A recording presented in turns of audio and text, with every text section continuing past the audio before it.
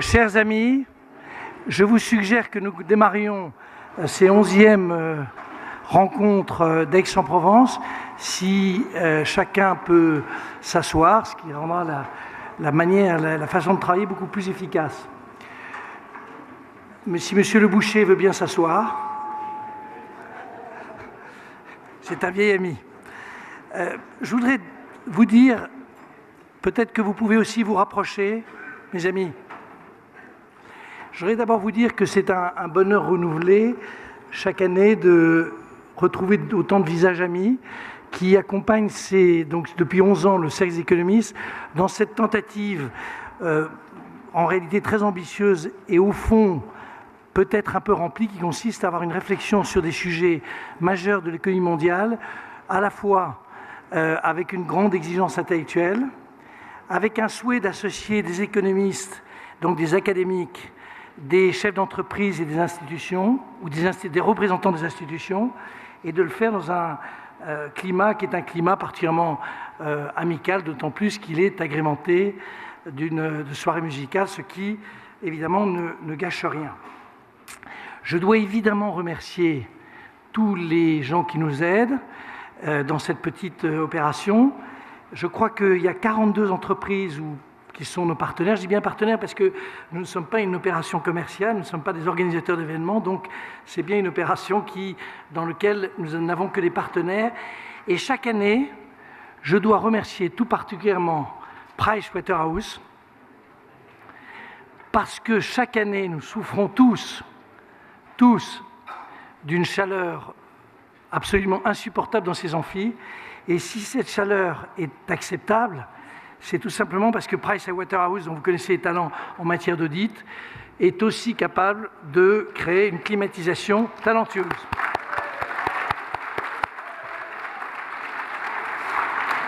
Et ma prochaine proposition pour Price sera de les engager pour les 5 années qui viennent.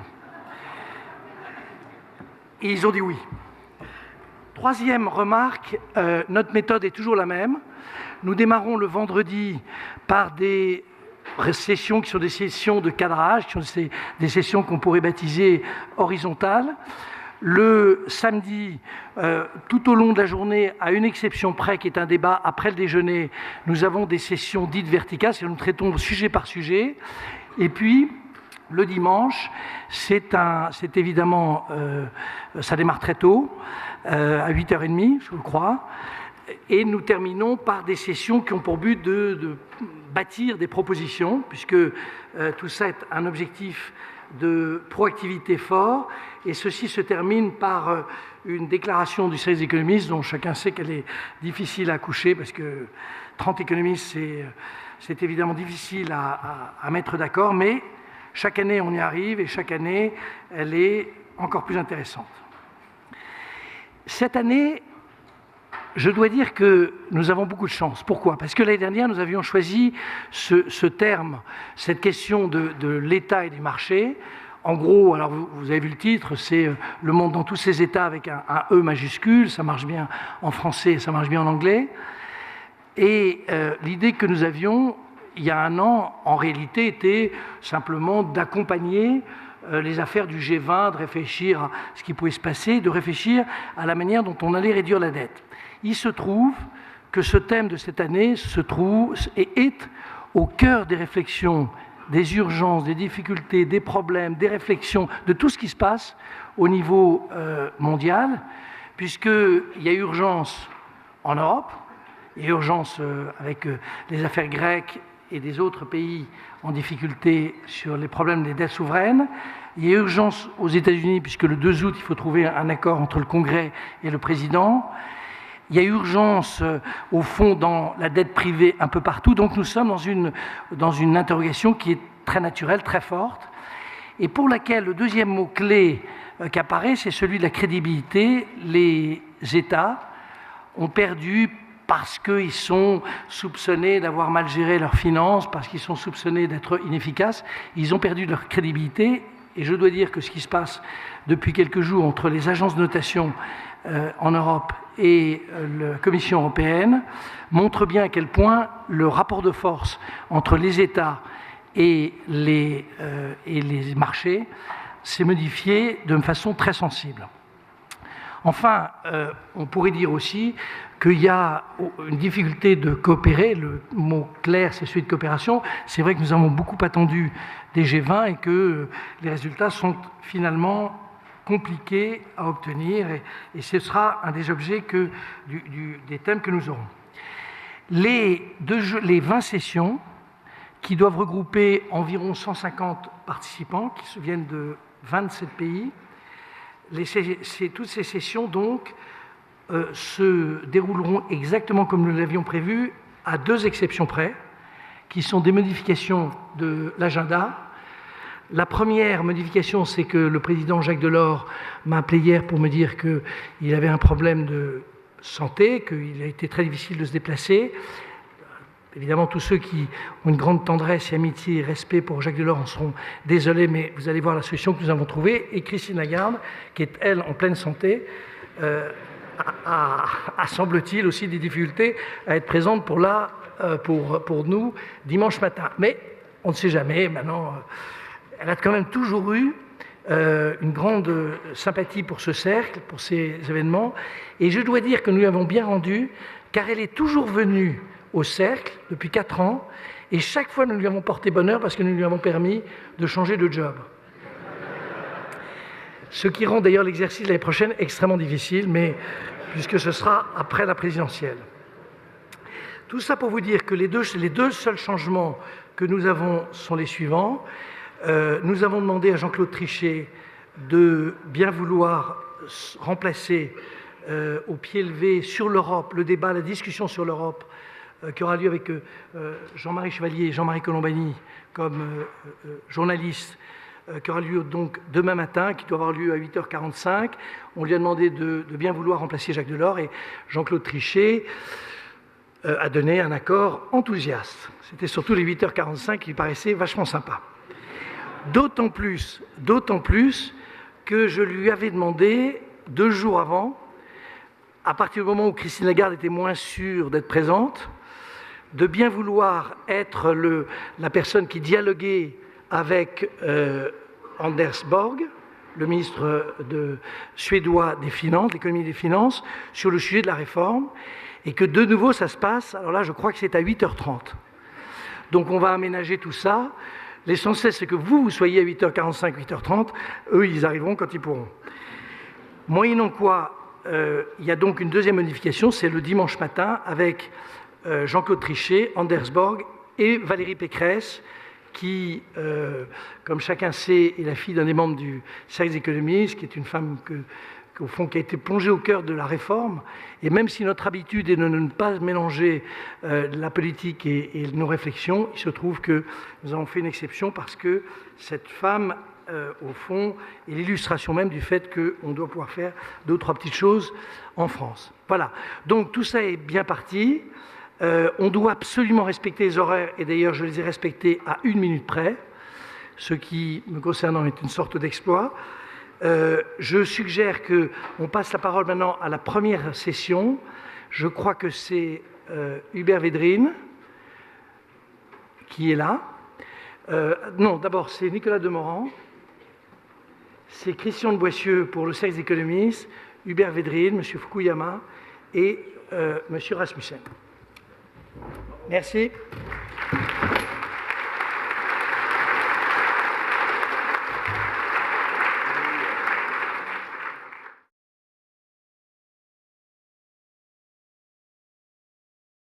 Comme le disait Jean-Hervé Lorenzi, la matière première la plus rare de ces rencontres d'Aix, c'est le temps.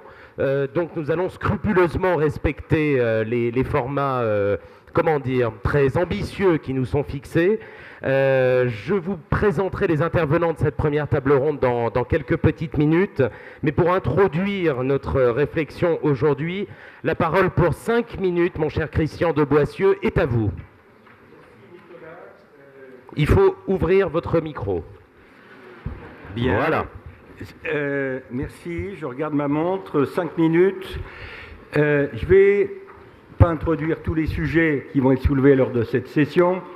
Je voudrais évoquer 3 points qui vont peut-être être, je pense, retrouvés dans cette session et peut-être pendant une grande partie du colloque. un défi, un paradoxe, un espoir. Un défi d'abord. Le principal défi auquel les États aujourd'hui sont confrontés, et quand je dis les États dans la plupart des pays, et en particulier des pays les plus avancés, c'est de passer du statut d'État sauveur à l'ambition d'État stratège. Alors, État sauveur, je fais évidemment référence à l'intervention massive des États et des banques centrales. Je ne fais pas ici trop de différence entre État et banque centrale, même si je sais que les banques centrales sont indépendantes. Intervention massive pour sauver quoi? Pour sauver les marchés d'une certaine façon, pour sauver les banques, pour sauver la conjoncture économique, récession de 2009, pour contenir ce qu'on appelle les risques systémiques. Cette phase qu'on appelle la phase de l'État sauveur, au moment où je vous parle, elle n'est pas finie, elle n'est pas derrière nous, et je pense qu'on aura encore besoin des États pour contenir les risques systémiques et affronter les défis qui se sont posés depuis 2007 et surtout depuis 2008. Mais en même temps que cette phase d'État sauveur n'est pas terminée, s'amorce de manière, je dirais, un peu désordonnée, un peu décousue dans nos différents pays et sans coordination entre nous, des éléments de l'État stratège. Alors l'État stratège, c'est plus en quelque sorte des motivations positives. L'État sauveur, c'est souvent des motivations négatives, éviter le pire. L'État stratège, c'est améliorer la situation, faire en sorte que les choses aillent mieux, que la croissance s'accélère, que le chômage baisse, etc. Alors, on va décliner les ambitions, pour l'instant, à mon avis, limitées et désordonnées de l'État stratège dans ses différentes dimensions. Je prends juste une dimension, qui est la dimension industrielle. Dans tous les pays, même ceux qui, il y a 20 ans, ou il y a 10 ans, étaient réticents au concept de politique industrielle, vous voyez une démarche qui s'affirme. Alors ça change de nom, ça s'appelle stratégie industrielle. Ça change de nom parce que ça change de contenu aussi. Et sous cet angle-là, le vocabulaire n'est pas neutre. Et quand je regarde un peu ces tentatives un peu maladroites de relance des stratégies industrielles au sens large, concernant l'ensemble des secteurs, la stratégie industrielle, c'est plus une attitude qu'un secteur qui est concerné. Vous avez des questions qui se posent, qui ne sont pas réglées. Quelle forme? Quel équilibre entre stratégie offensive des États et stratégie défensive? À quel niveau, pour nous en Europe? Niveau national, niveau européen. Voilà ce que j'appelle mon défi, ce problème de transition de l'État sauveur à l'État stratège dans un contexte où on a encore besoin de l'État sauveur, on ne voit pas bien se dessiner l'État stratège. Deuxième point, un paradoxe. Je voudrais ici évoquer ce que j'appelle un peu, ce que je perçois comme étant une attitude un peu paradoxale des relations entre l'État et le long terme. Il est clair que la crise a plutôt accentué la myopie ambiante, raccourci l'horizon de décision et de prévision de la plupart des acteurs privés et publics. Le paradoxe que je voudrais évoquer rapidement est le suivant, c'est qu'on a bien conscience du fait qu'on a besoin des États pour essayer de rallonger un peu cet horizon de décision et de prévision, pour traiter des problèmes qui se posent à nous tous, au nord comme au sud, le développement durable, la lutte contre le changement climatique, le financement des dépenses d'avenir. Je prends ces exemples-là. Et dans le même temps, en même temps qu'on a besoin des États pour essayer de se projeter dans le long terme, on est confronté au fait que, d'une certaine façon, les États eux-mêmes, à travers le problème de soutenabilité, ou plutôt non-soutenabilité des dettes souveraines, les États eux-mêmes sont en train d'avoir une relation un peu compliquée avec le long terme. À travers les problèmes de non-soutenabilité des dettes dans un certain nombre de régions ou de pays, les États, en quelque sorte, obèrent le long terme et nuisent un peu à la capacité collective de se projeter dans le long terme. Dernier point, un espoir. Un espoir, c'est un thème qu'on va retrouver, je pense, dans tout le colloque et dans la déclaration finale. L'espoir de progrès dans la gouvernance. Quand on parle de gouvernance, on n'implique pas nécessairement le gouvernement, mais on implique quand même l'État, on implique aussi la société civile. La gouvernance, c'est aussi une manière d'aborder le problème des relations entre les États et la société civile. Et je dirais, au fond, on est confronté à un processus de progrès dans la gouvernance progrès à tâtons. Progrès à tâtons, quand je regarde les 2 niveaux sur lesquels on va travailler durant ces journées, progrès à tâtons dans la gouvernance mondiale, je pense que le G20, qui nous a fait faire quelques progrès, a aujourd'hui un vrai problème d'effectivité, ou peut-être de non-effectivité, sur certains points des sujets traités par le G20. Je pense à certains aspects de régulation bancaire et financière, ou certains débats, par exemple sur la réforme du système monétaire international. Sur d'autres sujets, le G20 va peut-être déboucher. Je pense à la volatilité des prix des matières premières agricoles, sujet très important en 2011. Et puis problème aussi de gouvernance à tâtons, dont on a besoin de progrès peut-être certainement plus rapides, c'est le problème de l'Europe. On y reviendra largement. La gouvernance européenne est à la fois, je dirais, mise à mal par la crise dans la zone euro et en même temps appelée par cette crise. Et de l'équilibre qu'on trouvera entre la remise en cause et l'appel découlera beaucoup de notre avenir. Merci de votre attention. Merci à vous, Christian de Boissieu. Alors, je voudrais ajouter quelques mots et vous expliquer d'où je parle dans cette session. Les mots que je vais dire pour une petite minute environ sont ceux du profane, les mots du non-économiste, ou pour le dire encore d'une autre manière, les mots du citoyen. Le citoyen, au moment où on parle de l'État, me semble être tout de même à la fois une personne et une catégorie utile à rappeler. Le citoyen, c'est à la fois le fondement et j'espère l'horizon également de l'État.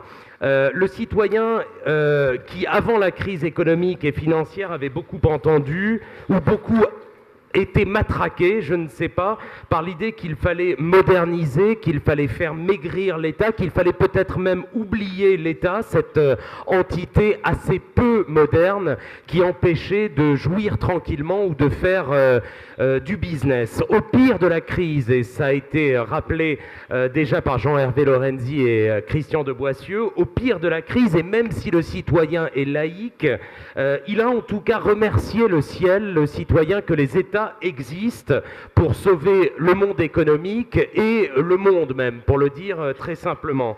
Et on a vu des gens devenir ou redevenir keynésiens, ce qui était une forme de miracle assez inattendu, surtout pour les quelques personnes auxquelles je pense et dont je ne vous livrerai pas le nom. Mais en tout cas, les keynésiens recrutés au pire de la crise avec joie et bonheur. Et aujourd'hui, je le dis encore une fois avec les mots du profane, le citoyen est partagé entre l'idée d'une faillite possible d'un certain nombre d'États, qui est une idée terrifiante et abstraite. On ne sait pas trop ce que ça peut vouloir dire, même si on est informé quasiment en temps réel sur cette hypothèse-là, l'hypothèse d'une faillite, et on est dans une forme de colère ou à tout le moins d'incompréhension, puisque l'État sauveur dont parlait Christian de Boissieu est aujourd'hui aussi l'État attaqué par un certain nombre de marchés financiers, et ce paradoxe-là qui peut être assez clair pour les hommes et les femmes de l'art, c'est-à-dire les économistes ou les politiques, demeure un mystère absolu pour le citoyen dont j'essaye là en quelques mots de traduire la pensée.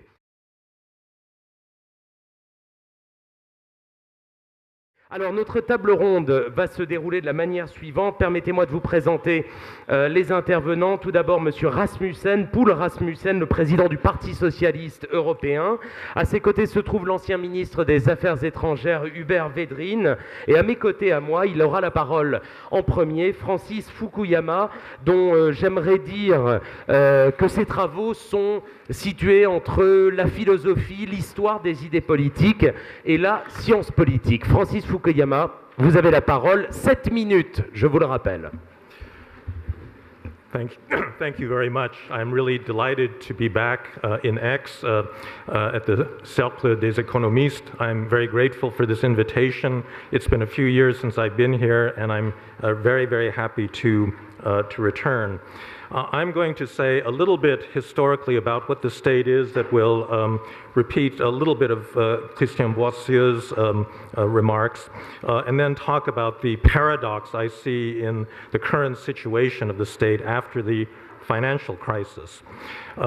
My definition of the state is the same as Max Weber's.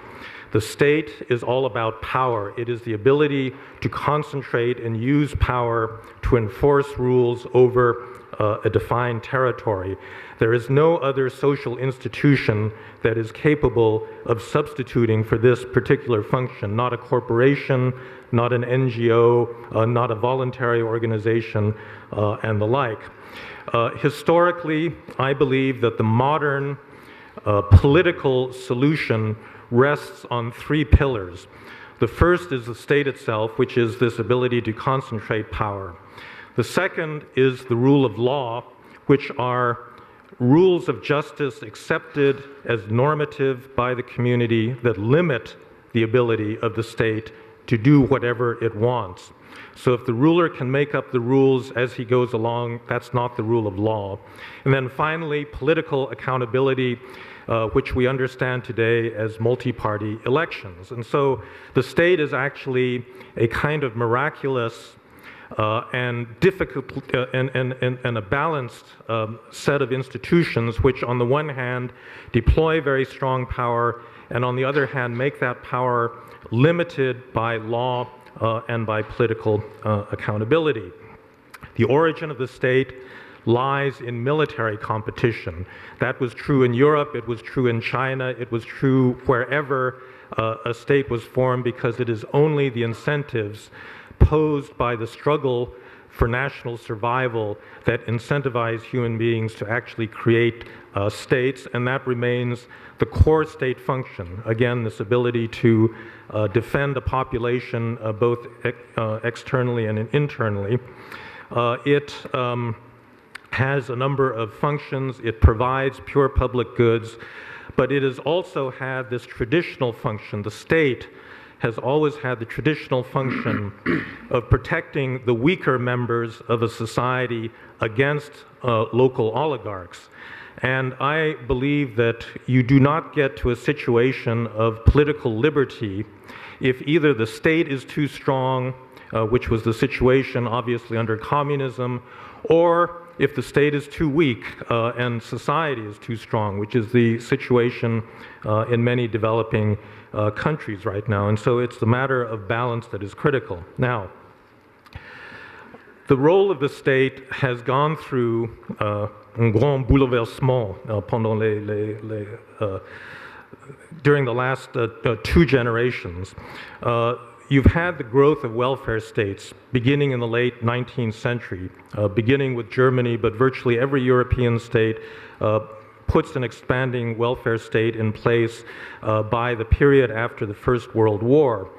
This process is reversed, as we all know, in the 1980s by the Reagan and Thatcher revolutions, because in many cases, tax rates had become extremely high, states were over-regulated, there was a high degree of stagnation, and therefore the agenda for the last 30 years in many international financial institutions, certainly in the United States, has been to cut back the state.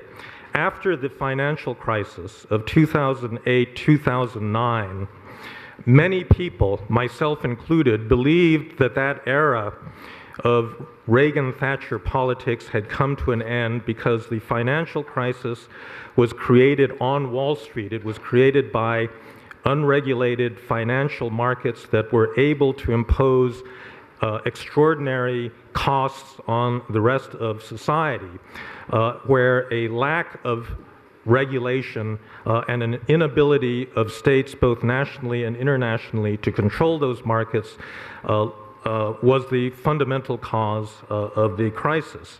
And I believe that many people, including President Obama, thought that the American election of 2008 marked a turning point like the election of Roosevelt in 1932, where we've just come through a generation of conservative politics, and now we switch over to much more progressive or left-wing politics because of the evident failure in financial markets. And yet, in virtually every country, beginning with the United States, but really continuing through virtually every European country, what we have seen is not the expected return of left-wing populism, what we have seen is the growth of right-wing populism. It doesn't make sense, given that it was really the ideas on the right that caused the crisis. We really should be seeing a repetition of the progressive politics of the 1930s. And so the question really is, why is this the case? And I would say those that simply blame it on poor politicians don't understand that there are really deeper causes. I have a politician next to me. I assure you it's not his fault. I think the deeper problems are the following.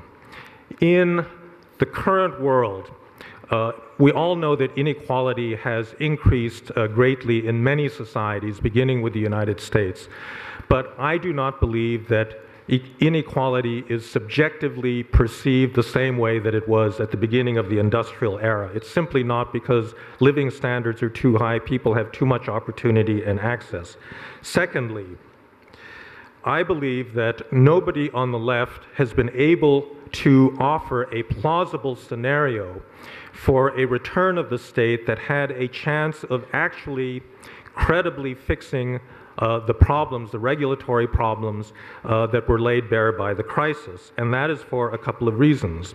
I believe that there are deep-seated reasons for the impossibility of public sector reform in an age of populism, because the public sector, good public administration, is inherently an aristocratic phenomenon that requires delegation of authority to technocrats. And in every single country, developed country, there's been a huge growth of distrust of precisely that class of individuals, European Union beginning with the European Union. And finally, the problem that we have in Greece and in the United States and in many other democracies, the capture of the state by interest groups. This is a broad phenomenon in all liberal democracies. It leads to a crisis of representation, and it means that, I believe, ordinary citizens think that if the state comes back, it is not going to protect ordinary citizens. It is simply going to be captive of groups that don't have to be necessarily those of wealthy elites, but also of non-elites as well. So for that reason, I think we are in this current paradoxical situation. Thank you. Merci, Francis Fukuyama.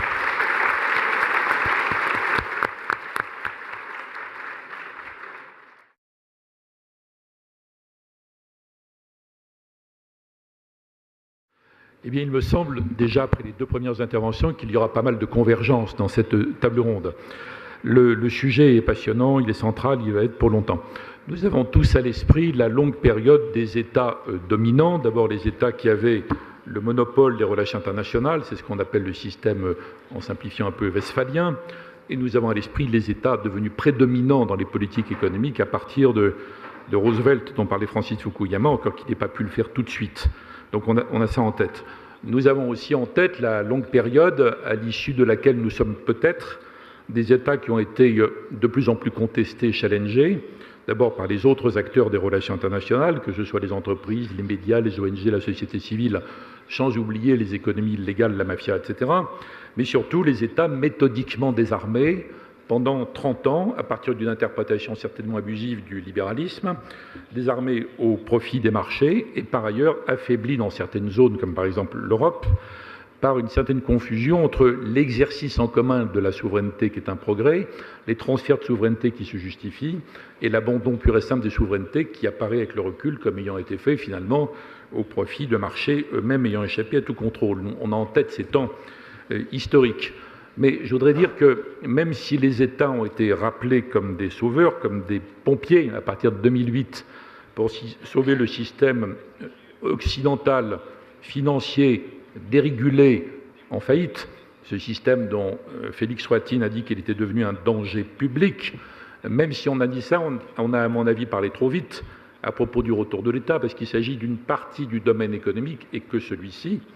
Et comme vient de le faire remarquer Francis Fukuyama, ça n'a pas ouvert une phase à laquelle on aurait pu s'attendre de retour aux idées keynésiennes en général. Sinon, il n'y aurait pas le contenu des discussions actuelles dans la zone euro sur qui décide quoi.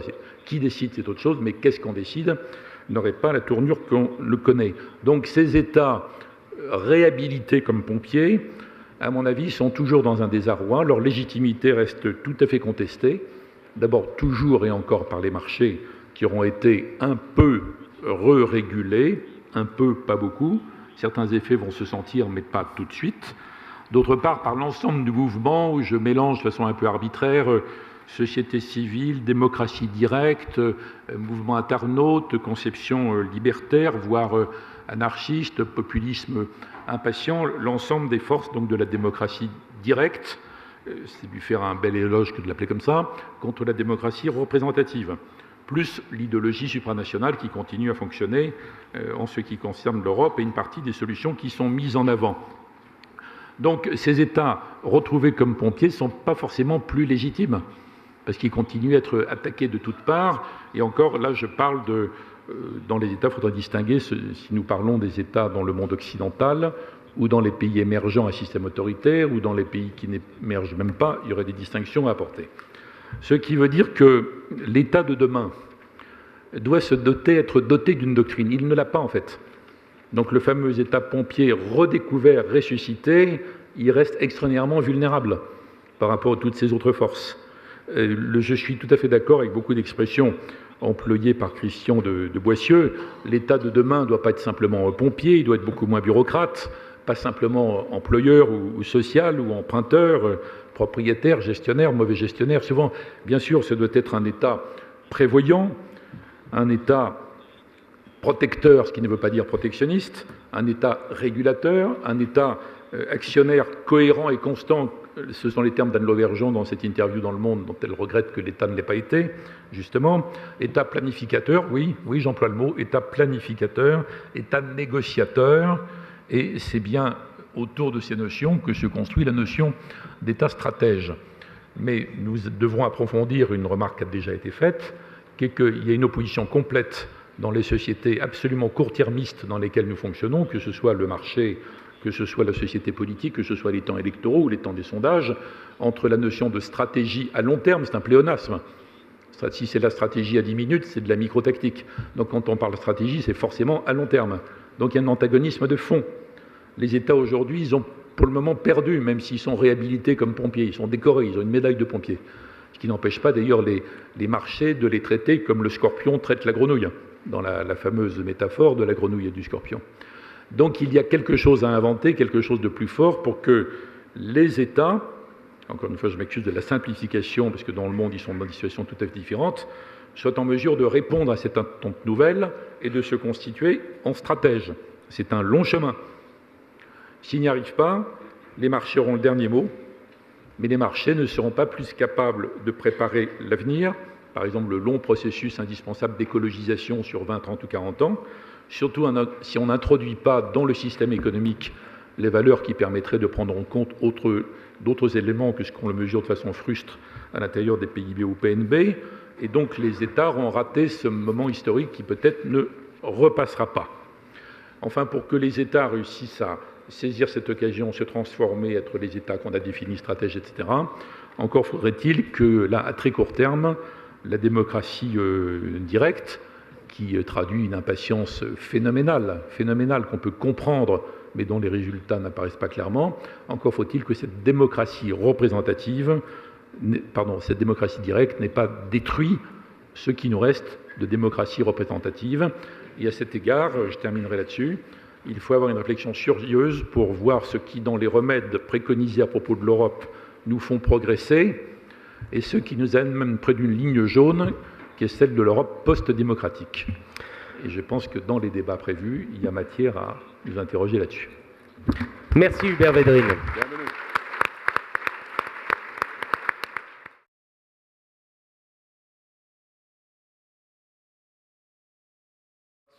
Good to be here.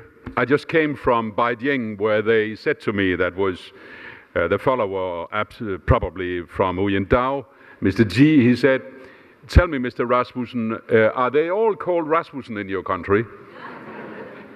And I said, "Well, you know, sir, I'm number one. In the sense that don't mix me up with Rasmussen II, the present NATO General Secretary, or Rasmussen III, the actual Prime Minister of Denmark. It's two different personalities." Dear friends, I'm starting with this because I want to underline with you that it is with the state, as it is with Europe, as it is with the G20, that it's also, my dear friends, a question of political choices. Now, number one is that you will not find in economic literature a so-called statistical or scientific evidence of a political choice, right? Which means that whether we should have a stronger state or not, whether we should have austerity plans as the only answer to the actual crisis or not, that is also a political choice. And let me start there by saying to you that the problem, as I see it, is that when we discuss the state, we very rarely discuss the changed circumstances for the state. I want to repeat 4 points. Number one, deregulation. In the 60s and the 70s, we deregulated our nation state as far as financial markets is concerned. And some of us said, okay, let's do that to promote international trade, work division globally, add value in our economies, and it functioned until we got the financial crisis. And you see, we didn't have, on the cross-border side, instruments to tackle cross-border financial crisis anymore. So the first point is, deregulation came, and that was good national-wise, but it was a disaster that we didn't have an international regulation instead of the national deregulation. Two, when the globalization came, I don't think that we understood the necessity of strengthening our European and global institutions. Number three, when the financial crisis came, we were without any real tools to tackle this financial crisis, as you all know. And finally, putting the state into this context, maybe this does explain how it could be that we started by bailing out the banks because they were too big to fail, but in one way or another, suddenly we changed by beginning then to talk about how to save the banks and how to cut the states. I think that looking at the actual 4 or 5 fundamentals in national economy here in Europe, we are missing cross-border instruments. Let me just repeat to you: the debt, the sluggish growth, the unemployment, and, if you like, the innovation, R&D, education. Could we imagine, for the time being, that with the actual policy which the European Council have made, with the actual sum of policies which our 27 member states have made within the European Union, that this sum of policies could lead us to higher growth, higher employment, better education, research, development, innovation, and thereby higher competitive power in the right side in the add value chain when we come to export our goods? I doubt. And my fear is that after the next 5-10 years, we will still in Europe try to discuss sluggish growth and how to come out of it, try to discuss the state more or less in the same way as we do now. Is there another plan? Now, my colleague here said, well, we are missing a possible scenario from the left. Well, I have one with me here. You can have it for free. My point is that the European Socialist and Social Democratic Party de facto presented, June last year, the alternative plan to what's going on right now. We have documented, I'm an economist myself, as you may know, that by doing things better in the European Union, by number one, instead of making an answer to debt handling by state, by state, by state, and doing it as Angela Merkel and Sarkozy was promoting, an intergovernmental response to tackling the debt, we could make another choice. We could make a European way of tackling the national debt.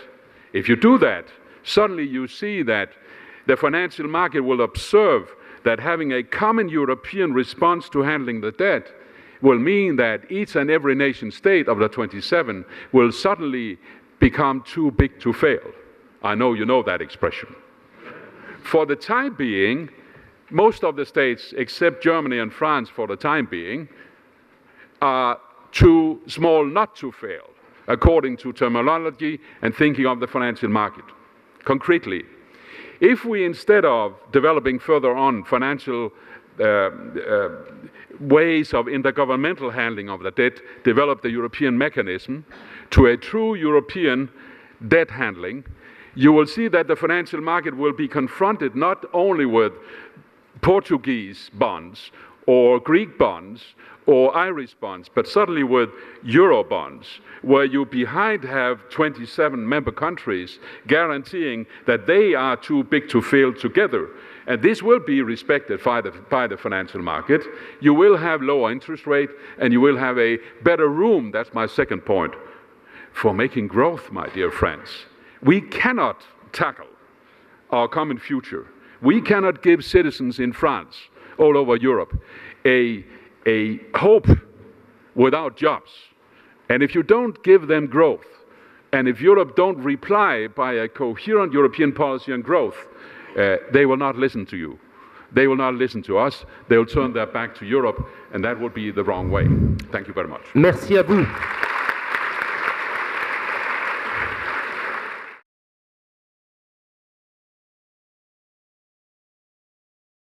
Alors on va donc ouvrir le débat entre nos différents intervenants. Vous avez bien entendu et bien compris le constat visiblement partagé d'une crise de l'État, d'un affaiblissement de l'État, peut-être d'une crise encore plus profonde qui est la crise du contexte ou du compromis historique qui a rendu l'État possible comme forme d'organisation du pouvoir, puisqu'on voit là que l'État est au fond sur un certain nombre de ses prérogatives fondatrices inaptes à agir comme il le fut par le passé. Pour lancer le débat, je vais prononcer un autre mot que je déduis de l'intervention de Poul Rasmussen, c'est le mot de fédéralisme. On a bien vu que si un État isolé était extrêmement faible, peut-être qu'une fédération d'États était le nouveau paradigme en quelque sorte pour une réorganisation des anciennes prérogatives et pour tenter de retrouver l'efficacité ancienne. Fédéralisme, ce serait le contenu positif. Idéologie supranationale, a dit Hubert Védrine tout à l'heure. Eh bien, je vais donner la parole à Hubert Védrine pour lui dire entre laquelle de ces deux options son cœur balance ou balance pas ou penche tout simplement. Le mot fédéralisme, c'est vrai d'ailleurs du mot Europe en général, est typiquement ce que les linguistes appellent un mot valise. Il peut avoir deux sens complètement différents, ou plusieurs sens complètement différents.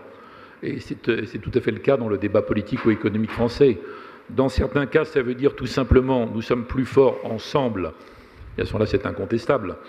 Harmonisation, coordination, convergence, etc.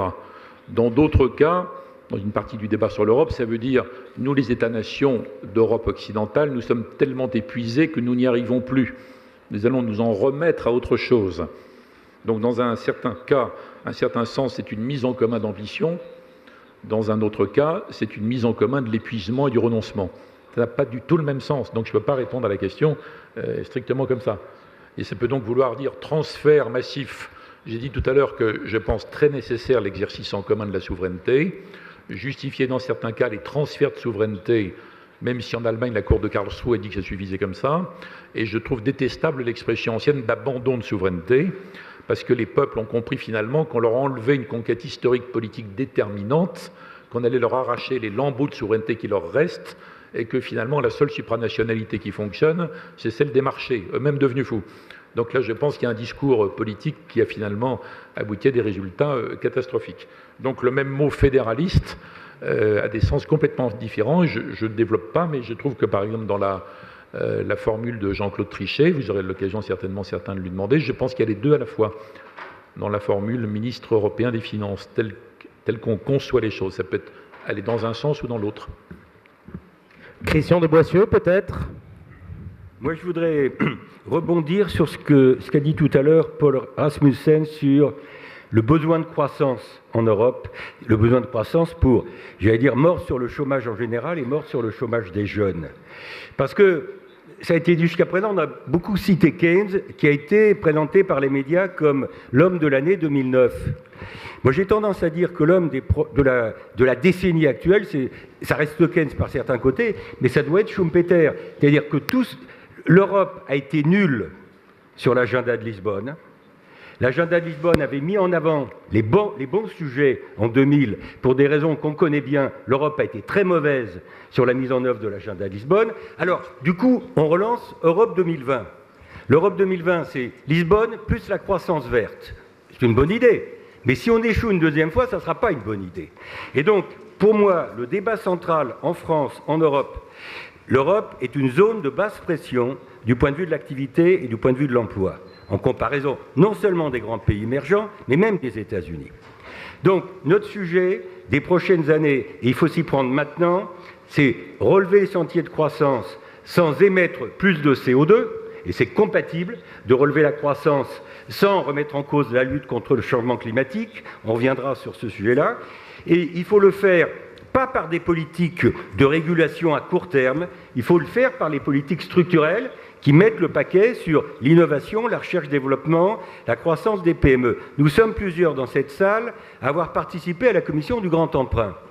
Le grand emprunt, c'est une bonne idée, sauf que c'est une opération one shot, une fois pour toutes, 35 milliards d'euros. Donc le débat en France, mais c'est vrai en Europe, c'est comment financer de manière pérenne, de manière durable, des efforts plus intenses consacrés à la recherche et à l'innovation, etc., dans un contexte où, ça a été dit par tout le monde, les contraintes budgétaires vont se resserrer un peu partout. Et je pense que ce point-là, on va le retrouver, y compris dans la déclaration, je crois, du Cercle, la question de la politique de l'épargne. La question de la politique de l'épargne. Et un deuxième point, je me tais après, on a évoqué dans le débat une question qui me paraît centrale sur régulation, dérégulation. Moi, je pense qu'un des sujets centraux, qui est un sujet politique, ce n'est pas un sujet technique, c'est qu'il faut resserrer les boulons dans le domaine de la régulation bancaire et financière. Mais en même temps, le débat est plus un débat sur mieux qu'un débat sur plus. C'est un débat sur la qualité de la réglementation, beaucoup plus qu'un débat sur la quantité de la réglementation. Et les débats actuels sur BAL 3, même si BAL 3 est déjà, je dirais, bien avancé, bien ficelé, on n'a plus tellement de marge de manœuvre. Mais ce débat sur l'arrivée de BAL 3 et les conséquences de l'arrivée de BAL 3 sur le financement de nos économies, le financement des projets, le financement des PME, le financement de la croissance, me paraît une question qui, elle, n'est pas fermée et qui reste ouverte. Donc, mais, oui. donc équilibre, quel équilibre trouver entre deux risques opposés, le risque de surréglementation et la réalité dont on sort, qui est plutôt celle de la sous-réglementation. Francis Fukuyama. Well, look, I'm a political scientist. I'm not an economist. I think as an economist, you can come up with a lot of very nice solutions. Of course, we need better transnational European-level regulation.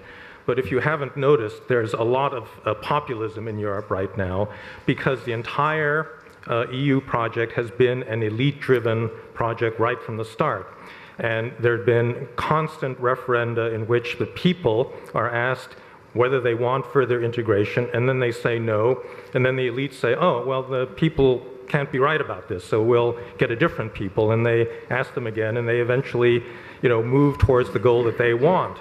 And so I just think that politically, there's a very, very big problem here. There is a very deep undercurrent of populism precisely because in this age of information, education, and the like, people simply do not trust elites to make these kinds of decisions, however technically appropriate they may be. Poul Rasmussen, dernière intervention avant la conclusion par Christian de Boissieu. Yes, 2 points. Number one is federalism. I think when we talk about federalism, in people's mind and heart, they say, oh no, now they're going to take something away from our nation state. We have been catched in our own wordings and rhetorics. As I see it, what we should argue, and that is also corresponding to reality, to my friend Fukuyama, is let's talk about a new democratic chain where every room play according to its democratic rules. So you have a local democracy, you have a regional democracy, you have a national democracy, and the last pal in the chain, in Europe at least, is the European Union. So European Union is not undermining the nation state, but is completing the democratic chain, and if you start there, and argue really the relevance of the European Union in that context, I feel as an experience that this would be the way to go. Second point, can I say, friends, I'm not talking about a new treaty or a new referendum. By the way, Fukuyama, I have had 6 referendums in my life. I won 4 and lost 2. That's not too bad, I would say. So it is possible to ask the people. Last point is, we don't need a new treaty to make the right European policy. If we coordinate our economic policy in the 27 states or a coalition of the willings, we can make 8 million more jobs. Tell me as an economist, what's the argument against? The economic interdependence between the 27 countries is corresponding to an average 1/3 of the GDP. The interdependence of the single market to the outer world, that's around 1/10. Why shouldn't we use this degree of acting, Boisieu, of creating jobs, as you indicated yourself?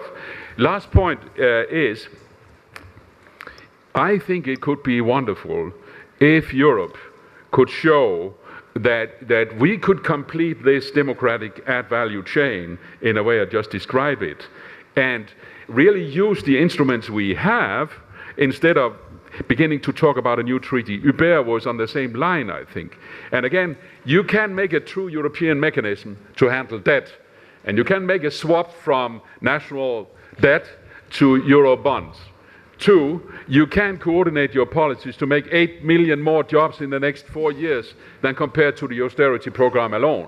And number 3, you can handle the demographic channels in France by getting more women on the labor market, by increasing the participation rate, instead of a dead end on the pension scheme. Thank you very much. Thank you.